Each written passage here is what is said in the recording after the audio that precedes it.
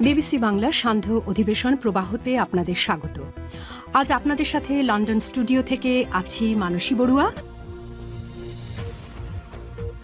বাংলাদেশের সর্বশেষ গুরুত্বপূর্ণ আপডেট সংবাদে আপনাকে স্বাগত। শুরুতেই সংবাদ শিরোনাম, পরে বিস্তারিত। প্রথমেই জানাবো আমাদের হাতে থাকা সর্বশেষ গুরুত্বপূর্ণ সবথেকে তাজা আপডেট সংবাদ। ট্যাংরাটিলা বিস্ফোরণের $42 বিলিয়ন ক্ষতিপূরণ পাচ্ছে বাংলাদেশ।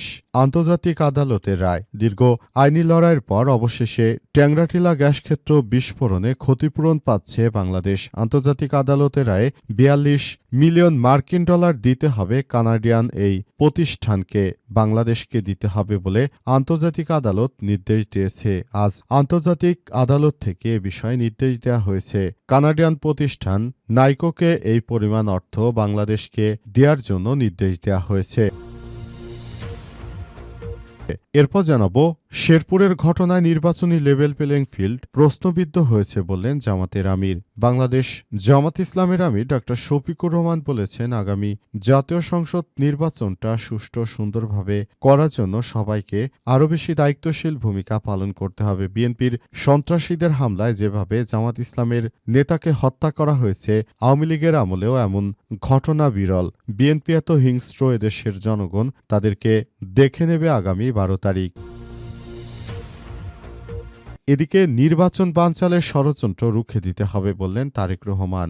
বিএনপি চেয়ারম্যান তারেক রহমান বলেছেন, আগামীর বাংলাদেশ গড়ে তুলতে হবে, সেজন্য আমাদের সবাইকে নতুন বাংলাদেশ গড়ে তুলতে হবে।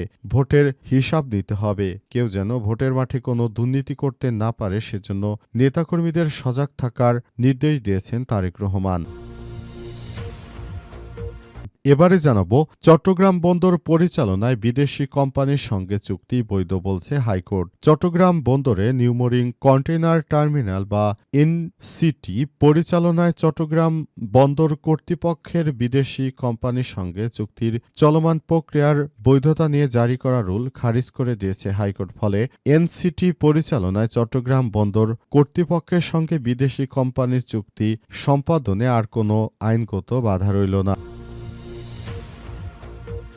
এবং সর্বশেষ জানাবো, নির্বাচনে কাদের পক্ষে থাকবে যুক্তরাষ্ট্র জানালেন রাষ্ট্রদূত। বাংলাদেশের আগামী জাতীয় সংসদ নির্বাচনে যুক্তরাষ্ট্র কোনো পক্ষ নেবে না। বাংলাদেশের জনগণ যে সরকার নির্বাচিত করবে, যুক্তরাষ্ট্র তার সঙ্গে কাজ করতে প্রস্তুত বলে জানিয়েছে যুক্তরাষ্ট্রের রাষ্ট্রদূত। আজ যুক্তরাষ্ট্রের নতুন রাষ্ট্রদূত কিস্টোনসেন এসব কথা জানিয়েছেন। প্রিয় দর্শক, এতক্ষণ শুনছিলেন সংবাদ শিরোনাম, এবারে বিস্তারিত। তবে তার আগে বন্ধুরা, অনুরোধ থাকবে এই সংবাদটিতে একটি লাইক দিন। এই চ্যানেলে আপনি নতুন হয়ে থাকলে আমাদের সংবাদটি দেখতে দেখতে চ্যানেলটি সাবস্ক্রাইব করে রাখুন। কমেন্ট করে বন্ধুরা আপনার মূল্যবান মতামত জানিয়ে দিন আপনি বিশ্বের কোন দেশ থেকে বা বাংলাদেশের কোন স্থান থেকে আমাদের সংবাদটি দেখছেন এবং শুনছেন। আর বন্ধুরা, সংবাদটি আপনার সোশ্যাল মিডিয়া ফেসবুকে শেয়ার করে বন্ধুদেরও দেখার সুযোগ করে দিন। গাজা যুদ্ধে আপনি যদি নিরীহ ফিলিস্তিনিদের ভালোবেসে থাকেন, কমেন্টে ইয়েস লিখে পুরো বিশ্বকে জানিয়ে দিন। এবারে বিস্তারিত। ট্যাংরাটিলা বিস্ফোরণের $42 মিলিয়ন ক্ষতিপূরণ পাচ্ছে বাংলাদেশ। আন্তর্জাতিক আদালতের রায়। দীর্ঘ আইনি লড়াইয়ের পর অবশেষে ট্যাংরাটিলা গ্যাসক্ষেত্র বিস্ফোরণের ক্ষতিপূরণ পাচ্ছে বাংলাদেশ। আন্তর্জাতিক আদালতের রায়ে $42 বিলিয়ন দিতে হবে কানাডিয়ান প্রতিষ্ঠান নাইকোকে। যুক্তরাষ্ট্রভিত্তিক International Centre for Settlement of Investment Dispute ICSID tribunal এই অর্থ বাংলাদেশকে প্রদানের নির্দেশ দিয়েছে। এ অর্থ বাংলাদেশকে প্রদানের নির্দেশনা দিয়েছে যুক্তরাষ্ট্রভিত্তিক ইন্টারন্যাশনাল সেন্টার ফর সেটেলমেন্ট। সুনামগঞ্জের ছাতকে ট্যাংরাটিলা গ্যাস ক্ষেত্রটি 1959 সালে আবিষ্কৃত হয়। পরে 6 বছর কূপ খননের মাধ্যমে 1900 মিটার থেকে 1975 মিটারের মধ্যে 9টি গ্যাস স্তর শনাক্ত করা হয়, যেখান থেকে উত্তোলিত গ্যাস ছাতক সিমেন্ট ও পেপার মিলের জন্য সরবরাহ করা হতো। প্রায় 26.46 বিলিয়ন ঘনফুট গ্যাস উত্তোলনের পর কূপে পানি উঠে আসায় তা বন্ধ করে দেওয়া হয়। দীর্ঘদিন বন্ধ থাকার পর 2003 সালে গ্যাস অনুসন্ধানের জন্য গ্যাস ক্ষেত্রটিকে নাইকোর কাছে হস্তান্তর করা হয়। খনন কাজ শুরুর 2005 সালের 7 জানুয়ারি 24 জুন গ্যাস ক্ষেত্রের পরপর দুটি ভয়াবহ বিস্ফোরণ ঘটে। এতে গ্যাস ক্ষেত্রের মজুদ গ্যাস পুড়ে যায় এবং আশপাশের স্থাপনা ও সম্পদের ব্যাপক ক্ষয়ক্ষতি হয়। এ ঘটনায় পেট্রোবাংলা নাইকোর কাছে 746 কোটি টাকা ক্ষতিপূরণ দাবি করলেও প্রতিষ্ঠানটি তা দিতে অস্বীকৃতি জানায়। পরবর্তীতে 2007 সালে স্থানীয় নিম্ন আদালতে মামলা করে পেট্রোবাংলা নাইকোর ফেনী গ্যাস ক্ষেত্রের গ্যাস বিল পরিশোধ বন্ধ করে দেয়া হয়। হাইকোর্ট বাংলাদেশে থাকা নাইকোর সব সম্পদ বাজেয়াপ্ত এবং সম্পাদিত চুক্তি বাতিলের নির্দেশ দেয়। পরে বিষয়টি সুপ্রিম কোর্টে গেলে সেখানেও বাংলাদেশের পক্ষে রায় আসে। তবে আটকে রাখা গ্যাস বিল এবং ক্ষতিপূরণ না দেওয়ার অভিযোগে নাইকো 2010 সালে ইকসিডে দুটি মামলা করে।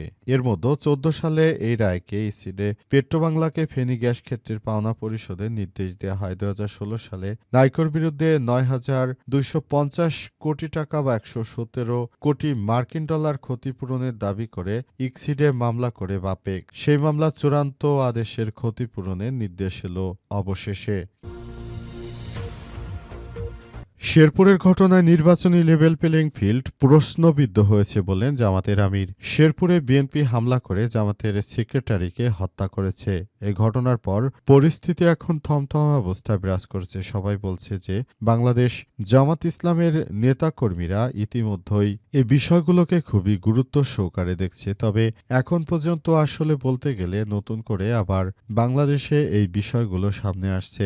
অন্তর্বর্তীকালীন সরকারের প্রধান উপদেষ্টা প্রফেসর ডক্টর মোহাম্মদ ইউনূসের সরকার যে নতুন বাংলাদেশ গড়ে তুলছেন সেখানেই নানাবিধ সমস্যার সৃষ্টি হচ্ছে। সেখানে একজন নেতাকে দাওয়াত করে নিয়ে তারপর তার উপর এই ধরনের অনাকাঙ্ক্ষিত হামলা এবং হত্যার ঘটনা কোনোভাবেই মেনে নেওয়া যায় না। যারা এই ধরনের হত্যাকাণ্ডের ঘটনা ঘটিয়েছে বিএনপির সন্ত্রাসীরা এদের বিরুদ্ধে সরকারকে এখনই গুরুতরভাবে ব্যবস্থা গ্রহণ করতে হবে। কিন্তু এখন পর্যন্ত জামাত ইসলামের এই নেতাকে হত্যার পর বিএনপির বিরুদ্ধে এখন পর্যন্ত বড় ধরনের কোনো অ্যাকশন নিতে দেখা যায়নি সরকারকে। সুতরাং এখান থেকেই স্পষ্ট হওয়া যায় যে এই বিষয়গুলো মূলত আসলে বাংলাদেশ জামাত ইসলামের নেতাকর্মীরা অনেকটা অসহায়ের মধ্যে পড়েছে। তাই নির্বাচনের যে লেভেল প্লেইং ফিল্ড নিশ্চিত হয়নি সে বিষয়টি জামাতের আমির আজ স্পষ্ট করলেন।